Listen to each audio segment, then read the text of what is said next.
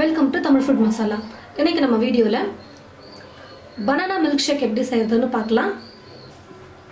நான் வந்து ஒரு பெரிய வாழைப்பழம் எடுத்து வச்சிருக்கேன். வாழைப்பழம் வந்து ரொம்ப நல்லா பழமா இருக்கிறத பார்த்து நீங்க வாங்கணும். பால் வந்து நான் ஒரு 100 மில்லி எடுத்து வச்சிருக்கேன். நல்லா காய வச்சு நல்லா சூடு ஆறுனதுக்கு அப்புறம் எடுத்து வச்சிருக்கேன்.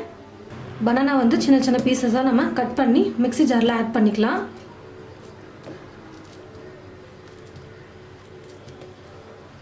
ஒரு வாழைப்பழம் தான் ஆட் பண்ணியிருக்கோம். அதனால ஒரு 1.5 ஸ்பூன் சுகர் ஆட் பண்ணிக்கிறேன் நான் ஸ்வீட்டுக்காக. 100 மில்லி பால் எடுத்திருக்கேன். அதில் ஃபஸ்ட்டு நம்ம கொஞ்சமாக ஊற்றி நம்ம முதல்ல வாழைப்பழத்தை நல்லா ஸ்மூத்தியாக அரைச்சிக்கலாம். அதுக்கப்புறம் மீதி பால் ஆட் பண்ணி நம்ம அரைச்சிக்கலாம். பாருங்க, பனானாவை நல்லா அரைச்சிட்டோம். இப்போ நம்ம இருக்கிற மீதி பாலையும் நம்ம ஆட் பண்ணிடலாம்.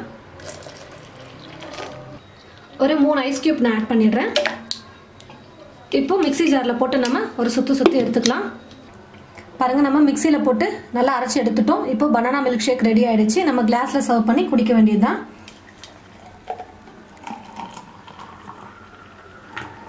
ஒரு பனானா ஒருத்தருக்கு கரெக்டாக இருக்கணும் மில்க் ஷேக் பண்ணி குடிக்கிறதுக்கு.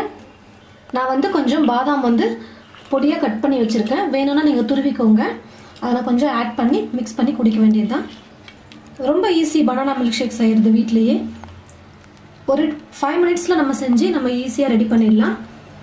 இந்த வெயிலுக்கு இது போல் நிறைய ட்ரிங்க்ஸ் வந்து நீங்கள் ப்ரிப்பேர் பண்ணி வீட்டிலே குடிங்க. ரொம்ப ஹெல்த்தி, ரொம்ப சம்மருக்கு ரொம்ப சில்லுன்னு இருக்கும் நமக்கு. இந்த ரெசிபி உங்களுக்கு பிடிச்சிருந்தா ட்ரை பண்ணி பார்த்துட்டு எப்படி இருக்குன்னு கமெண்ட் பாக்ஸில் கமெண்ட் பண்ணுங்கள். இது போல் நிறைய ரெசிபிஸ் பார்க்க இந்த சேனலில் மறக்காமல் சப்ஸ்கிரைப் பண்ணுங்கள். தேங்க்யூ.